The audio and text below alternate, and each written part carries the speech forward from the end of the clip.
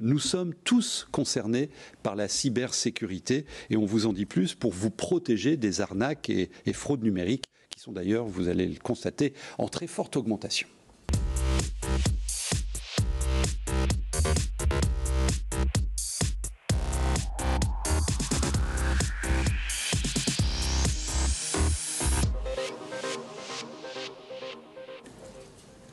Bienvenue à mes premiers invités. Florence Puybarreau, vous êtes directrice des opérations du campus cyber Hauts-de-France. Alors, ça vient L'île Métropole. L'île Métropole. Bah, il peut s'étendre aux Hauts-de-France parce que la cybercriminalité n'a pas de frontières et on parlera de la vocation de cet outil finalement qui se met en place sur notre territoire. Bienvenue au capitaine Gérald Corral. Vous êtes commandant de l'antenne lilloise de lutte contre la criminalité numérique. Et puis vous le connaissez, Damien Bancal est avec nous, animateur du site Zataz et spécialiste, expert de la cybersécurité. Nous recevrons d'autres invités, victimes d'arnaques numériques, des avocats, des conseils, des experts également, qui nous expliqueront comment nous protéger de ces attaques frauduleuses qui ont augmenté de 38% au cours de ces derniers mois. Et la dernière vague d'arnaques montre à quel point le paysage de la fraude va continuer à se transformer. Il faut donc, chacun d'entre nous, se protéger, que nous soyons personnes physiques, entreprises, organisations, collectivités. Et vous allez découvrir des témoignages, des histoires incroyables de fraude que commenteront nos experts. Ça sert à quoi ce cybercampus ? Alors, ce campus cyber, c'est très très important. Donc, c'est le premier campus territorial labellisé par le campus national. Donc, il y a eu un campus cyber national qui a ouvert en février 2022. Donc, c'est une volonté vraiment qui remonte très haut du président de la République. Et il a été décidé d'avoir un certain nombre de campus cyber en région, donc qui vont se décliner. Pour la région, donc Hauts-de-France, mais l'île Métropole, c'est important les trois parce que ça montre vraiment qu'il y a une volonté commune de tout le terreau en fait pour avoir ce campus cyber. Donc à quoi ça sert ? Ça sert d'abord à former parce que on a un besoin, on va le voir je pense.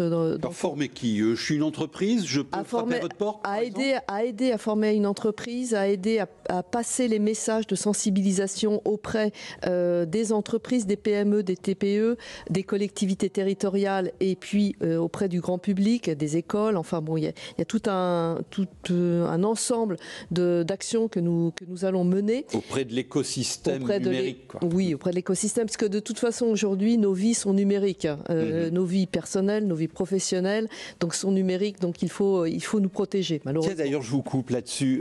Damien Bancal, le numérique est actif dans ma vie à quelle fréquence ? C'est simple, je me suis réveillé ce matin, mon réveil était peut-être une tablette qui m'a indiqué qu'il fait beau à Lille ou à Dunkerque, que je suis sur la route à 19h et qu'il risque d'y avoir des bouchons. Le numérique, il est de A à Z, du réveil au coucher, de ma naissance à mon décès. On a tout aujourd'hui dans le numérique. Et donc, du coup, c'est un élément, le campus y participe, la gendarmerie y participe, nos entreprises autour y participent, c'est de les protéger. Parce qu'il y a même certaines informations qui sont récupérées sur ma vie, je ne les connais même pas. Donc, un exemple. Seconde presque. C'est quasiment même microsecondes. Regardez, Facebook connaît 20 000 points sur ma personnalité. Si moi j'en connais un millier, c'est déjà pas mal. Donc c'est pour ça que lorsque je parle d'une enceinte acoustique que je veux acheter, j'ai la reco quelques secondes après sur mon réseau social. C'est très clair, parce que non seulement elle vous écoute, même si elle ne retient pas grand-chose, parce que le RGPD, cette règle européenne, est censé nous protéger. Quand même. Ça n'empêche qu'il y a un micro qui m'écoute, qui retient mes mots, qui va même les enregistrer parce qu'on peut retrouver ces enregistrements sur Internet. Est-ce qu'il y a des attentes particulières dans notre région ? Parce qu'on a quand même un terrain de jeu favorable avec le e-commerce qui est très présent. Ça doit être une belle cour de récréation pour les hackers, ça, les Hauts-de-France. Alors, c'est une belle cour de récréation, mais je pense que les Hauts-de-France ne sont pas les seuls à être une belle cour de récréation.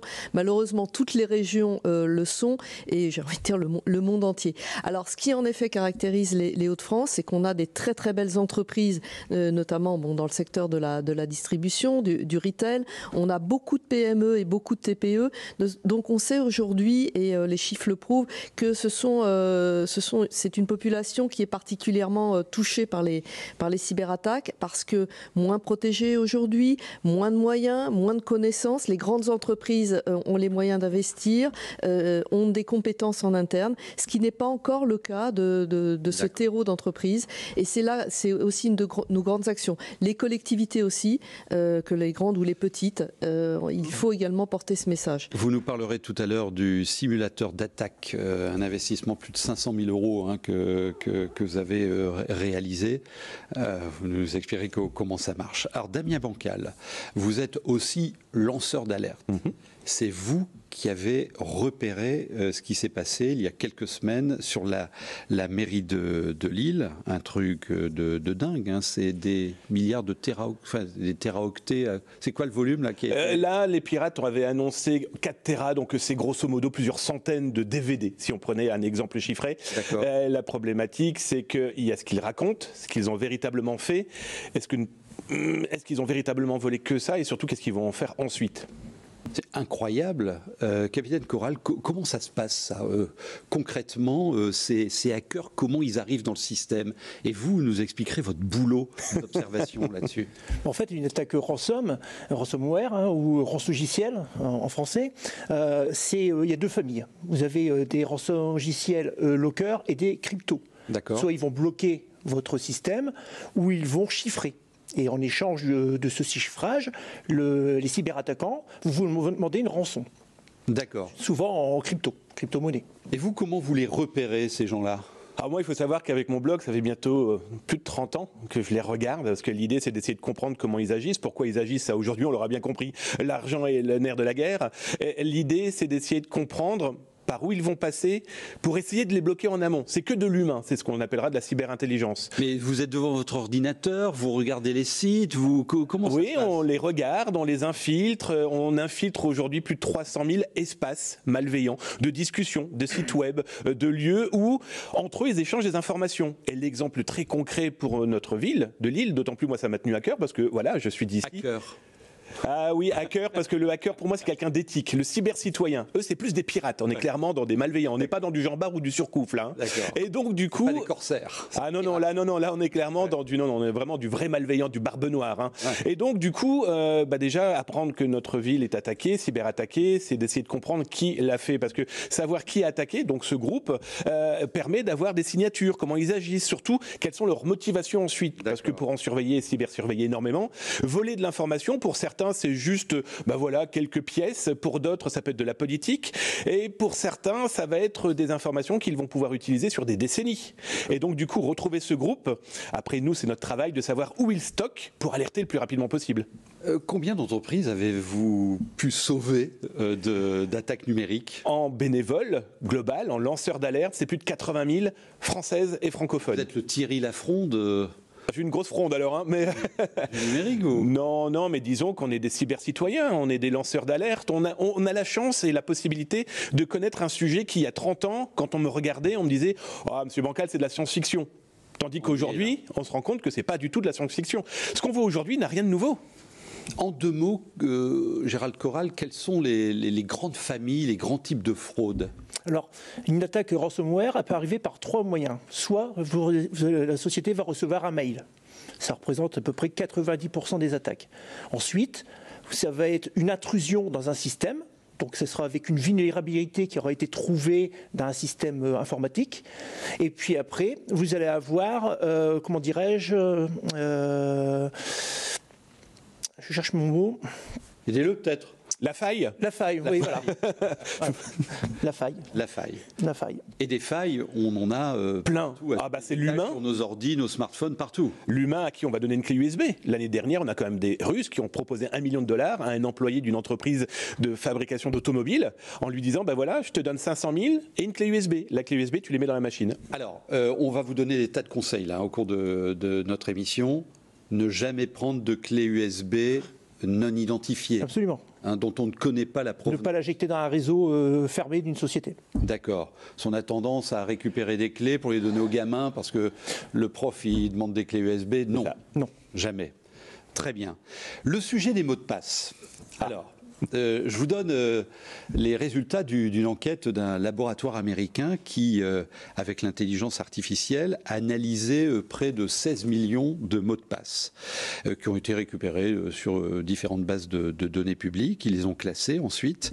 Et sachez que ils ont pu identifier la moitié de ces mots de passe en moins d'une minute, 65% en moins d'une heure, et tous les mots de passe de 7 caractères et moins, même s'ils sont complexes, sont craqués en moins de 6 minutes. Alors, quels sont vos conseils pour un bon mot de passe? Alors, pour avoir un bon mot de passe, actuellement, avec la nouvelle technologie, avec le système par exemple de brute force, c'est ce qui va permettre de casser des mots de passe, on conseille 12 caractères, lettres, majuscules, minuscules, 12 caractères, chiffres et caractères spéciaux.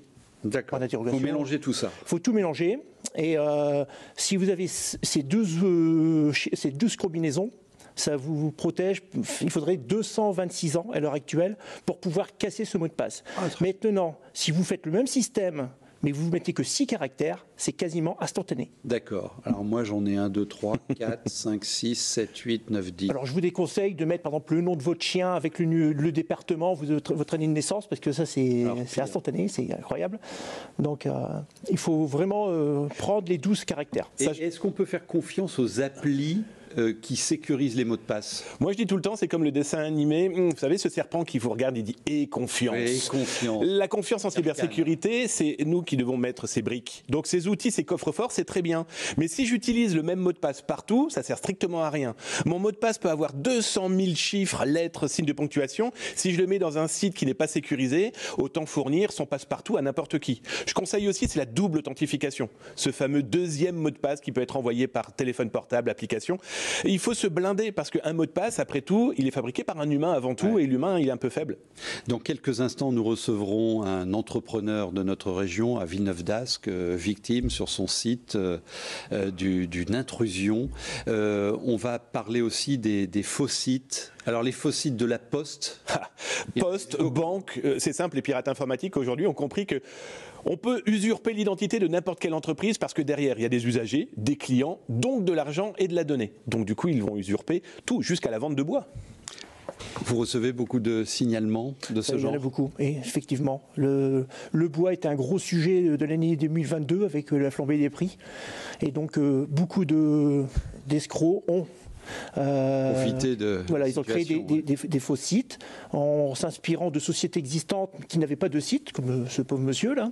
Et donc ils ont créé une page internet, ils se sont inspirés d'autres sites pour que ce soit cohérent. Ils ont mis des photos qu'ils ont certainement captées sur d'autres sites, et après ils ont mis des prix intéressants parce que le but c'est pas de vendre le ster à 100 €, c'est de vendre à beaucoup de personnes des petites sommes, 50, 60 €, et puis les personnes ne reçoivent jamais. Voilà, tout à fait.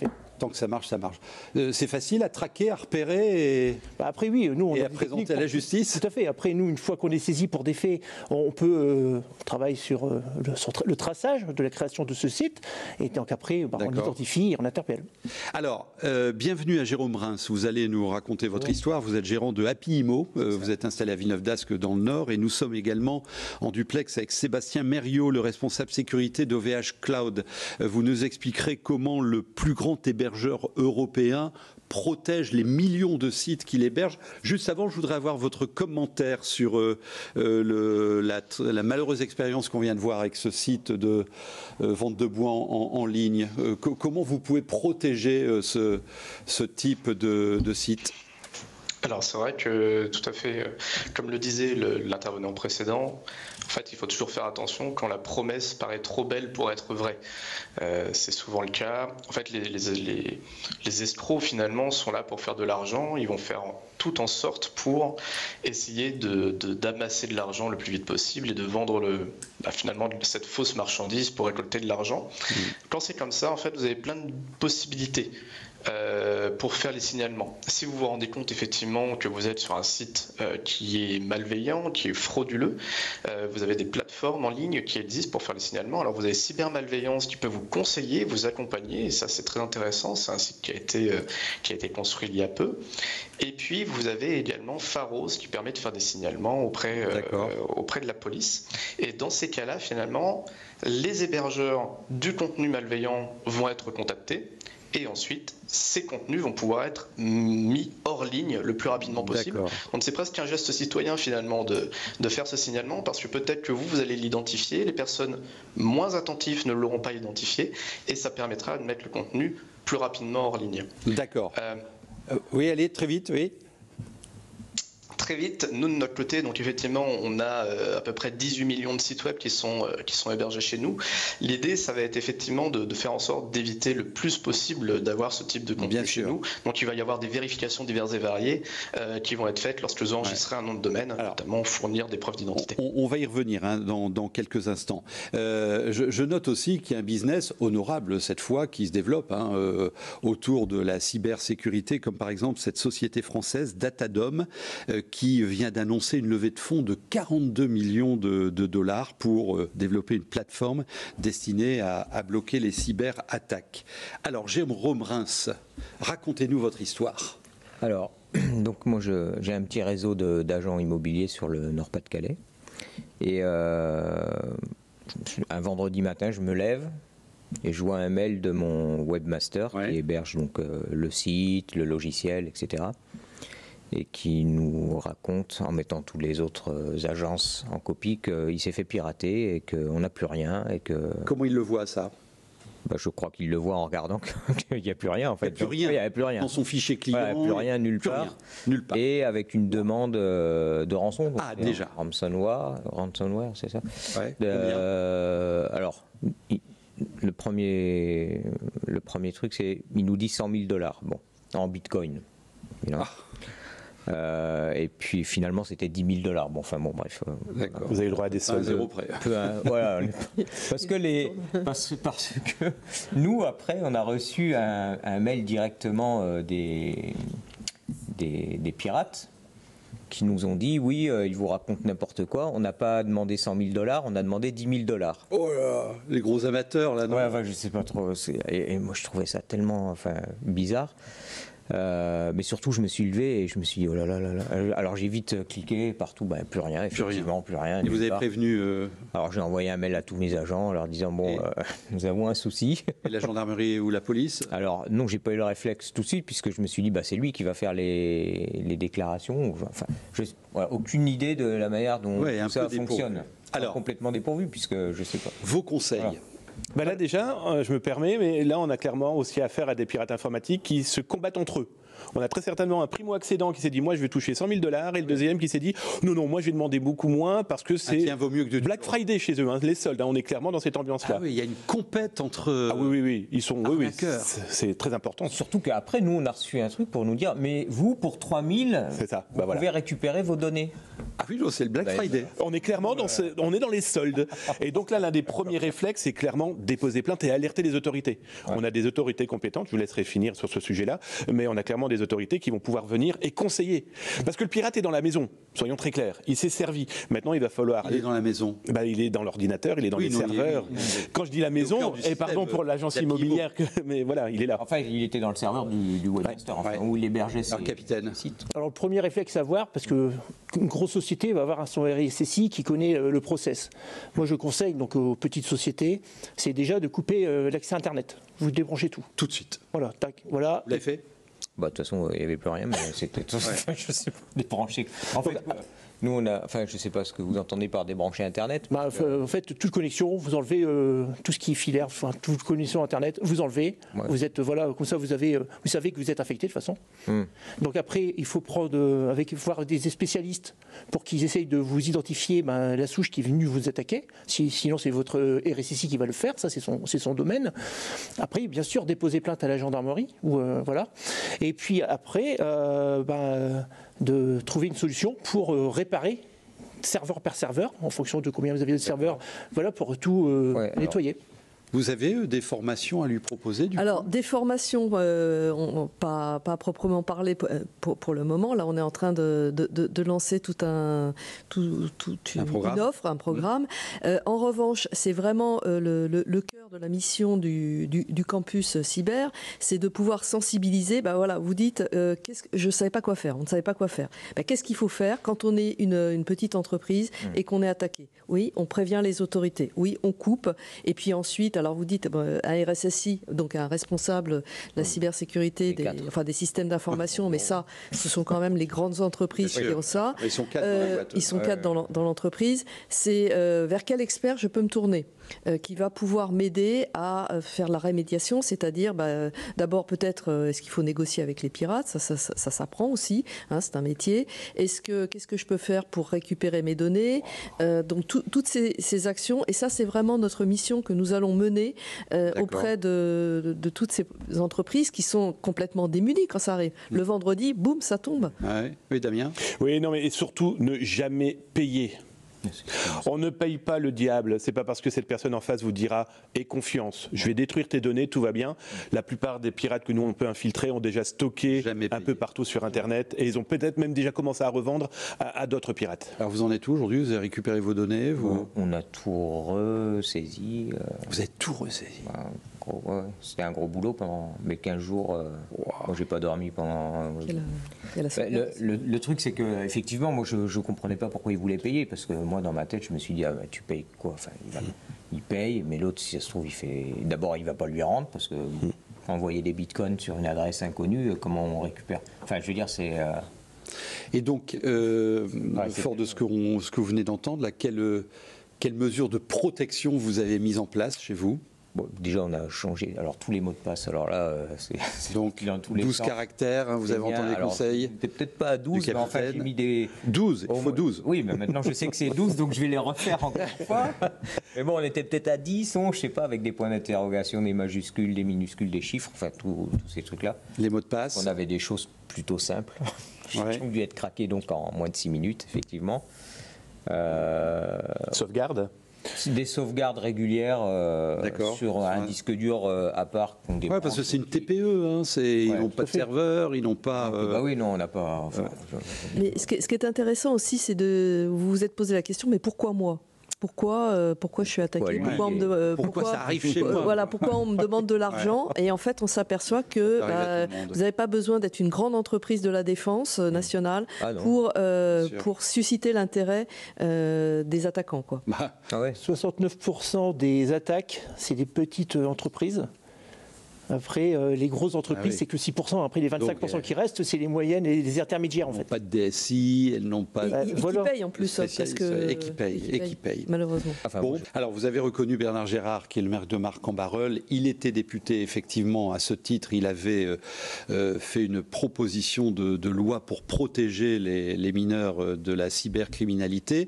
Et sachez que dans quelques jours, le gouvernement va cette fois faire un projet de loi et qui s'inspire des propositions qui avaient été faites par Bernard Gérard. Bienvenue à Édouard Verbeek, vous êtes avocat, fondateur du cabinet Mayence.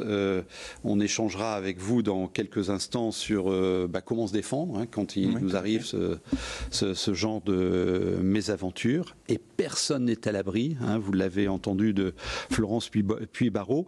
Juste avant, je reviens vers Sébastien Mériot. Comment, à la fois pour le grand public et les entreprises, comment on doit se protéger quand on a un site? Comment vous détectez les attaques? Quels sont les process de vérification que vous avez au sein de votre entreprise? Vous êtes le premier hébergeur européen. Alors effectivement, on va avoir tout un ensemble de processus de vérification. Alors ce qu'il faut savoir, c'est que globalement, un site web, nous, on va avoir l'aspect hébergeur, c'est-à-dire qu'on va essayer de faire en sorte que les sites web qu'on héberge soient le plus, qui ne représentent pas une menace pour Internet. Dans ce cadre-là, on va venir en fait faire des vérifications très régulières et essayer de protéger les sites web qu'on héberge en faisant des vérifications. Est-ce que le site web a été compromis ou autre? En fait, ce qu'il faut voir, c'est que quand une page web malveillante est en ligne sur Internet, dans près de 80% des cas, cette page web, en fait, a été déposée à l'insu du propriétaire du site web qui s'est fait pirater. D'accord. Donc nous, en fait, l'idée, ça va être de venir accompagner nos clients, les sensibiliser, faire des mises à jour, leur expliquer les vulnérabilités sur Internet, comment se prémunir de tout ça. On va le faire soit au cas par cas, soit on va faire des campagnes globales. Mais l'idée, effectivement, c'est de faire bien prendre conscience que finalement, les mises à jour, c'est pas optionnel. À un moment donné, si vous ne mettez pas à jour votre site web, vous pouvez représenter une menace pour Internet et pour les autres internautes. Très important ce que vous dites, la mise à jour de vos sites. Et je suppose aussi, il faut faire systématiquement les mises à jour de l'ordinateur. Et de l'humain, les deux. L'ordinateur, les smartphones, enfin tous les appareils. Moi, je voudrais juste rebondir sur.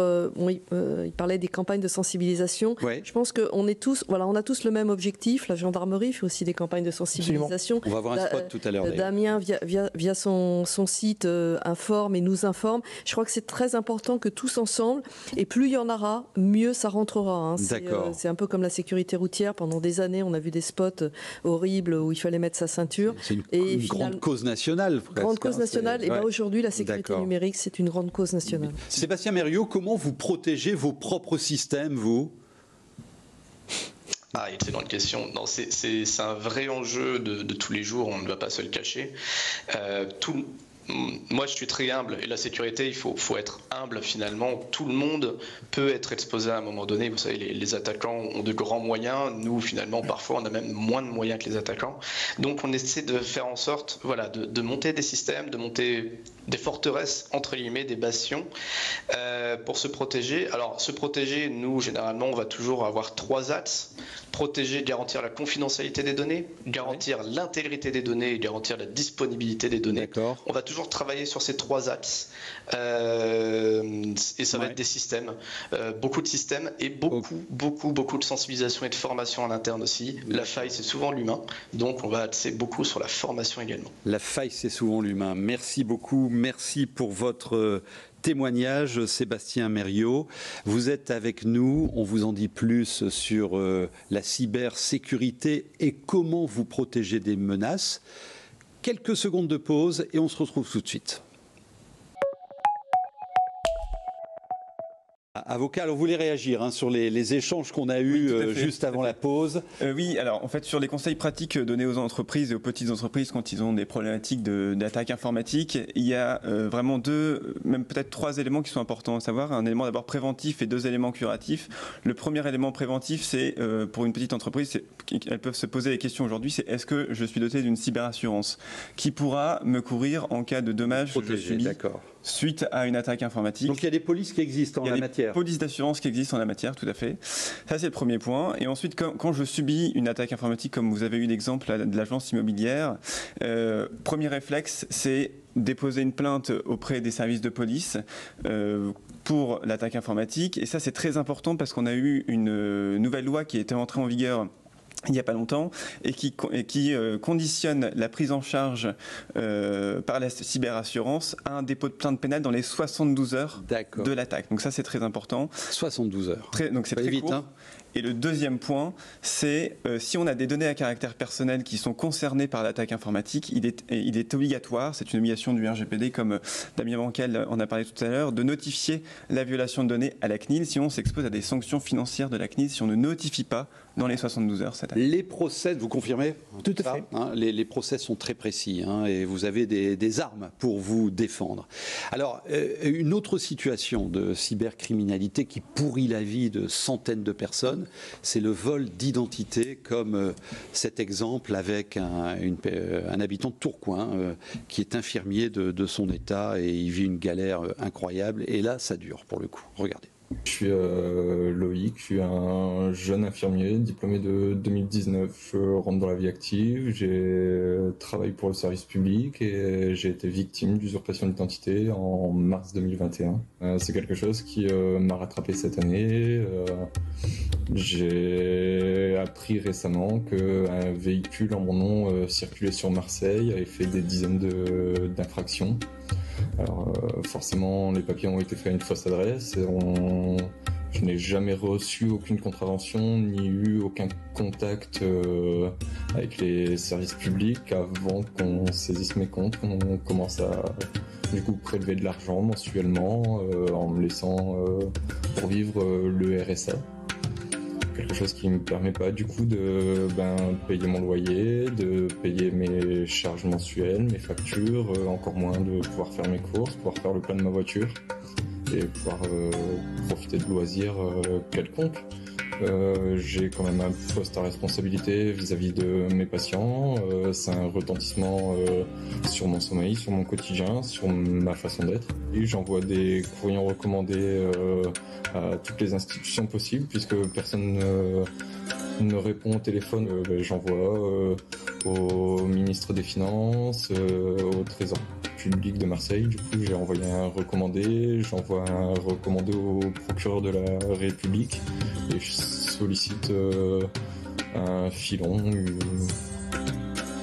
une trace exploitable pour pouvoir sortir de du coup ce vide dans lequel je suis et ce préjudice que je subis. De la colère, de la solitude. Je trouve de la solitude au niveau des réponses de l'État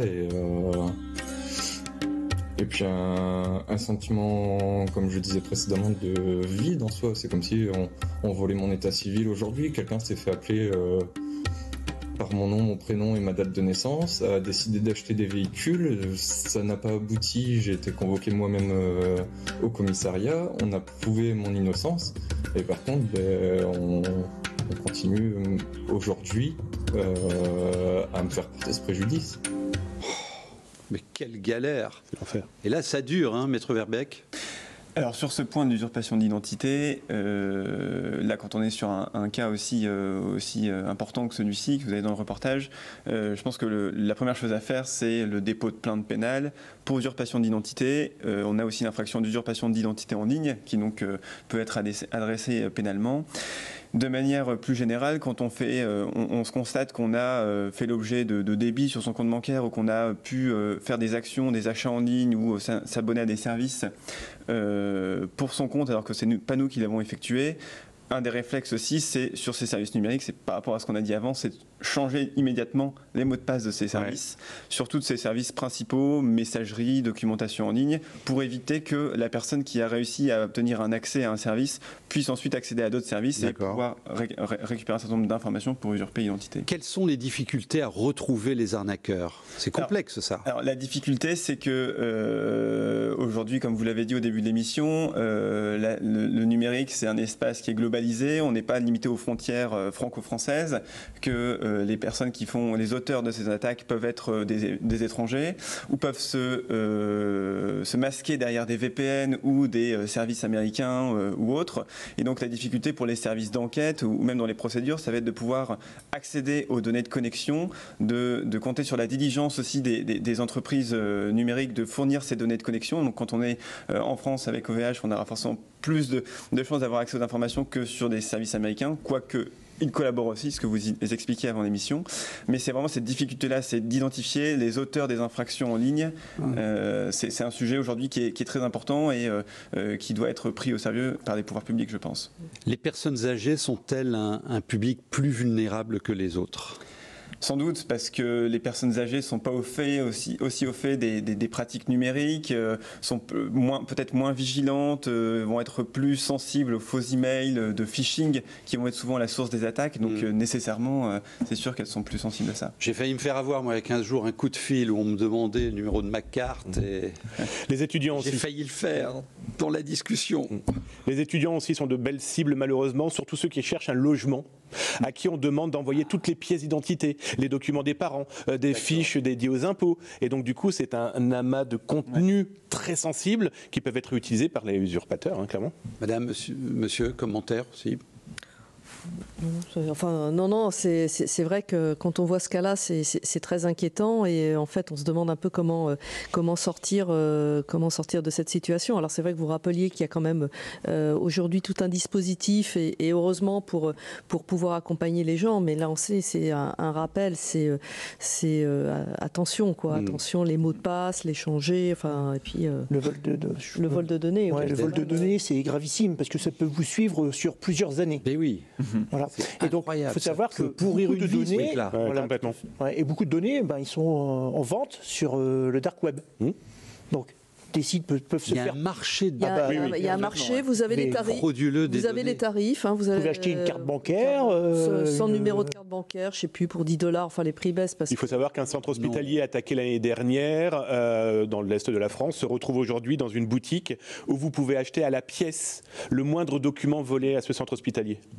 Mais ça dénote que les données à caractère personnel ont de la valeur. C'est pour ça qu'on doit payer des rançons, c'est pour ça qu'il y a des chiffres derrière. C'est que la donnée personnelle, quand on a un individu et quand on a fourni un service, en fait, on fournit une valeur à l'entreprise. Et l'entreprise doit également, du coup, mettre tout en œuvre pour la sécuriser, parce qu'aujourd'hui, les données sont essentielles pour la fourniture des Et les données, c'est non seulement votre nom, votre prénom, c'est votre carte bleue, c'est votre numéro de carte bleue, le numéro de sécurité sociale, tout à fait. Tout ce qui vous concerne a une valeur.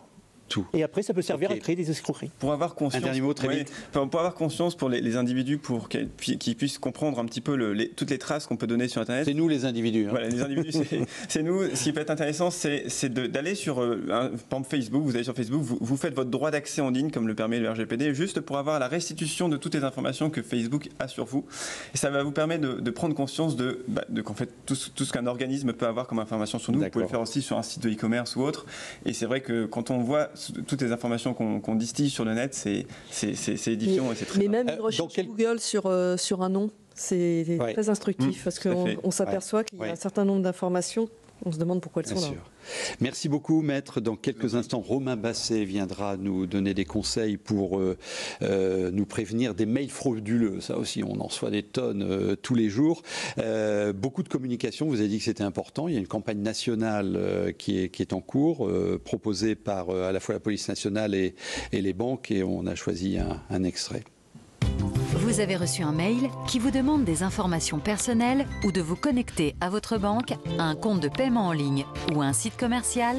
Il s'agit peut-être de phishing, hameçonnage en français. Cette technique consiste à dérober vos données personnelles ou bancaires. Aussi, ne les communiquez pas. Pour vous protéger du phishing et sécuriser vos données sur Internet, rendez-vous sur les sites lesclésdelabanque.com et phishing-initiative.fr. Une campagne d'information des clés de la banque et de la police nationale.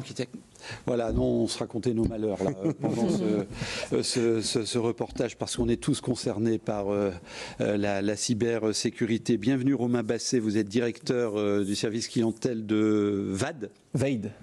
Oui. C'est quoi votre métier ?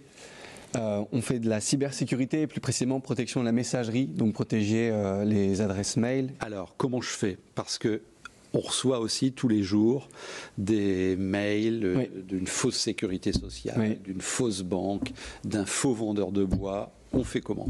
Oui, alors comme ce qui a déjà pu être dit, en fait, il faut être vigilant, et en général, quand c'est une trop bonne affaire, il ne faut pas forcément cliquer sur le lien ou répondre au mail ou donner suite. C'est un premier réflexe à avoir. Si c'est quelque chose qui est trop beau pour être vrai, il faut au moins prendre le temps de se dire est-ce que c'est bien quelque chose de réel, de tangible. Pareil, lorsque on reçoit un message d'un ami, si c'est pas la formulation habituelle, par exemple pour une loterie, un gain, ce genre de choses, s'il y a des petites choses dans la syntaxe qui sont un peu hors de propos. Et c'est hyper sophistiqué. Hein, oui. Alors, il n'y a pas de faute dans la syntaxe. Il y a les vrais logos. C'est une excellente remarque. Moi, ça fait 6 ans que je suis chez VAID, et il y a 6 ans, on voyait quoi ? On voyait une attaque de phishing dans une entreprise de 500 salariés. Les 500 salariés recevaient exactement la même attaque. Aujourd'hui, on voit une attaque de phishing dans une PME là, qui est arrivée dans l'ouest de la France, 130, 150 salariés. Un seul individu reçoit l'attaque, extrêmement sophistiquée techniquement, avec différents mécanismes pour que des entreprises telles que la nôtre et des difficultés à la détecter, et même par rapport, et pour revenir à votre point, à la cible, contextualiser, personnaliser. On va viser des services comptables parce que on va leur faire part de factures qu'ils ont pu avoir avec des fournisseurs réels. On va contextualiser par rapport, on a parlé du vol de données, c'est aussi utilisé dans le phishing. Votre ancien mot de passe est le suivant. Cliquez ici pour le remettre à 0. Donc on va voir son propre mot de passe. On va se dire ça doit être légitime, ils connaissent mon mot de passe. Dans une entreprise de ce groupe où est votre télévision régionale, un 13 août, On a une demande de virement. Il n'y a pas de manager au service comptable, demande de virement de près de 500K €.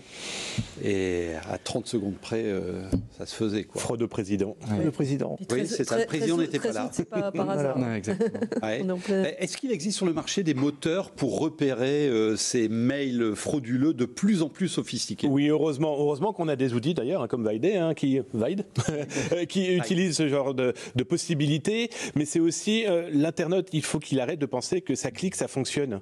Parce que les malveillants, moi je les appelle les Pablo Escobar 2.0. Hein, ils ont des chercheurs, voilà, et ils enregistrent en plus des faux noms de domaine qui ressemblent terriblement aux vrais. On va prendre l'exemple d'Amélie, l'assurance maladie, mais Critères aussi. Voilà, il faut clairement se dire, tiens, j'ai une adresse internet qui m'est proposée, je vais la taper moi-même peut-être quand même sur mon navigateur au lieu de cliquer. Ah oui, oui. Voilà, donc le premier des outils, c'est aussi l'humain, son cerveau. Et après, on peut faire appel à des briques de cybersécurité qui vont automatiser aussi, surtout si on reçoit des centaines de mails par jour. Ouais. Donc vous, à la Gendarmerie nationale, vous avez des geeks, là, des gens qui connaissent tout de tout ça, là, pour... Absolument. Nous, c'est notre passion. Vous êtes sur un écran 24/24, vous?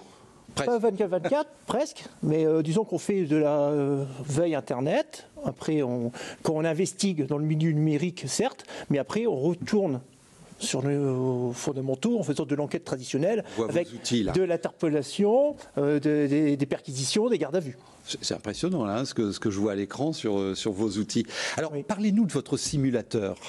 Alors nous avons acquis en effet un CyberRange. Donc un CyberRange, c'est une belle plateforme qui va nous servir à faire des simulations d'attaque, de la gestion de crise. Donc ça marche avec des scénarios. C'est assez, on est un peu dans l'univers du gaming. Hein. Ouais. Avec cette plateforme. Et donc, comment ça se passe? Alors aujourd'hui, les gendarmes l'utilisent déjà, puisqu'en fait, on a le centre de formation de la gendarmerie qui est déjà dans les locaux du campus cyber. Alors je rappelle que vous êtes sur Euratech. Nous sommes opérés par Euratech, mais nous avons un bâtiment en fait dans le site, le grand site autour d'Euratech. Donc ce bâtiment, on est en train de l'aménager. Les gendarmes sont déjà installés depuis octobre dernier pour leur centre de formation. Et eux ont commencé à travailler autour d'un autre CyberRange, mais bon, ça va être le même que nous venons d'acquérir. Donc l'idée, en effet, c'est pour les centres de formation qui le souhaitent, ou par exemple les entreprises du numérique qui veulent former un expert cyber, c'est pouvoir aller s'entraîner sur des simulations d'attaque. D'accord. Donc c'est très visuel. On peut voir en effet, on reconstitue un réseau et on va avoir différents scénarios voir comment réagir face à une attaque. L'autre point aussi pour lequel on veut utiliser le CyberRange serait plutôt pour des comités de direction, par exemple d'entreprises un petit peu importantes, TI ou grandes entreprises, faire la gestion de crise. C'est-à-dire qu'on sait très bien que la gestion de crise, une entreprise est attaquée, la gestion de crise, elle se prépare. D'accord. Et c'est fondamental parce que elle s'anticipe, vous savez qui est là au bon moment, qui doit faire quoi. Tout le monde n'est pas là dans la gestion de crise. Il y a le directeur de la communication, il peut y avoir le directeur financier, il peut y avoir le président, mais pas forcément. Il y a des experts, le directeur informatique. Donc en fait, cette plateforme va permettre de travailler sur la gestion de crise. On vous envoie un mail, on vous prévient. Donc on peut frapper à votre porte et on peut frapper à la porte. Vous devez frapper à sa porte. Et puis on va bien sûr avoir des opérations désormais. de sensibilisation. Très bien. Il nous reste 3 minutes. Je fais un tour de table sur les derniers bons conseils et en vous écoutant, vous allez découvrir un tuto qu'ont produit nos confrères de La Voix du Nord et qui vous rappelle les 10 commandements de la cybersécurité. Alors, vos derniers conseils. On commence avec vous, capitaine. Bon, c'est, comme on l'a dit tout à l'heure, bien se faire un mot de passe incassable, on va dire, 12 caractères. Pensez aux sauvegardes. Les mises à jour. En gendarmerie, pour l'accompagnement par exemple des collectivités territoriales, on a un terme mémotechnique, c'est immunité. C'est faites l'inventaire chez vous de tout ce qui est connecté. On a parlé tout à l'heure des téléphones, mais ma montre aussi est connectée. Certainement des ampoules de ce plateau sont connectées. Vous voyez, donc ça concerne bien faire un environnement. Ensuite, les mises à jour, veiller les mots de passe, mettre un antivirus. Si vous faites du télétravail, c'est bien le télétravail, et l'ordinateur que vous allez donner à votre employé, il faut vérifier qu'il soit bien aussi protégé. Voilà, tout à fait. Madame ? Alors moi, c'est la sensibilisation. Plus on sera sensibilisé, mieux Ouvrez vos on chakras. pourra, ouvrons les chakras, mieux on pourra lutter, se protéger face aux cyberattaques qui sont quand même multiples. Ouais, je vois un conseil aussi là à l'instant à l'écran, évitez de raconter toute votre vie sur les réseaux sociaux aussi, hein, parce que les pirates sont des super enquêteurs. Ouais. Alors vous? Un conseil très simple, ne pas utiliser le même mot de passe partout. Damien l'a dit, mais c'est vraiment important parce qu'il suffit qu'il y ait un leak quelque part. Avant que ça se termine, il faut que je fasse sur mon ordinateur. Ouais. Mais comment, alors pour le mot de passe oublié, je le fais tous les jours. Non, le gestionnaire de mot de passe pour les particuliers, ça peut vraiment être un outil qui les accompagne au quotidien, parce qu'effectivement 12 caractères à retenir avec des caractères spéciaux, c'est pas toujours évident. Vous pouvez me recommander un outil? Il y a un outil franco-américain, c'est un qui me vient à l'esprit, qui s'appelle Dashlane. Dashlane, ouais. Qui mais il y en a plein, enfin voilà, j'ai pas d'action chez eux, mais notamment parce qu'ils sont en partie français. Dashlane. Hein. Oui. Bon, merci beaucoup.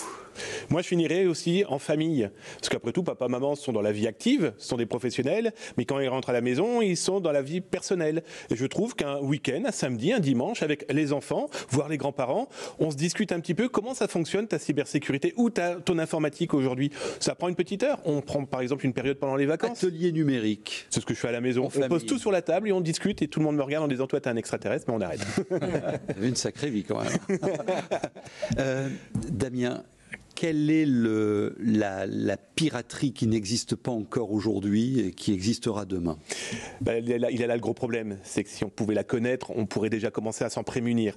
Moi, je crains pas ce que je sais aujourd'hui, je crains ce que je vais apprendre dans 3 mois parce qu'il est peut-être trop tard. Donc aujourd'hui, on peut parler potentiellement du quantique. Les Américains viennent de voter une loi par rapport à cette quantique. Donc on va rapidement, c'est de l'informatique par la vitesse de la lumière. C'est aussi craindre potentiellement les intelligences artificielles, qu'on le veuille ou non. Aujourd'hui, pour le moment, on parle beaucoup de ChatGPT, Midjourney, etc. Voilà, c'est un petit peu de sel dans la mer. Le problème, c'est qu'il y a toutes celles qu'on ne connaît pas. Et puis les pirates informatiques, c'est des couteaux suisses. Chaque lame est une malveillance et ils en inventent une tous les jours. Là, on va se quitter. Vous allez faire quoi, là, aujourd'hui? Je vais aller voir ma femme, mes enfants, je vais les embrasser, on va manger tranquillement et je vais retravailler. Ouais. non, mais aujourd'hui, je vais quand même vérifier certains éléments d'alerte que j'ai pu recevoir. On va aller regarder d'autres pirates, parce que des groupes de pirates, il en est quasiment 10 par jour. Et là, il est là le gros problème. Et puis surtout aussi se déconnecter un petit peu, parce que la vie, c'est le soleil, le ciel bleu qui commence à arriver chez nous. Déconnectez-vous. Tout en regardant votre télévision régionale. Ah oui, mais vous la regardez aussi sur votre ordinateur. Ah, donc vous aurez potentiellement des problèmes. Ils sont informés aussi maintenant. Vous êtes informés. Un grand merci. On a eu la chance d'avoir les meilleurs experts autour de cette table pour vous donner tous les conseils nécessaires pour vous protéger et protéger votre vie numérique. Et vous l'avez compris, elle est présente en permanence. Et n'oubliez pas les 12 signes pour votre mot de passe. Je vous retrouve la semaine prochaine pour ouvrir un autre grand dossier de notre région des Hauts-de-France. Merci.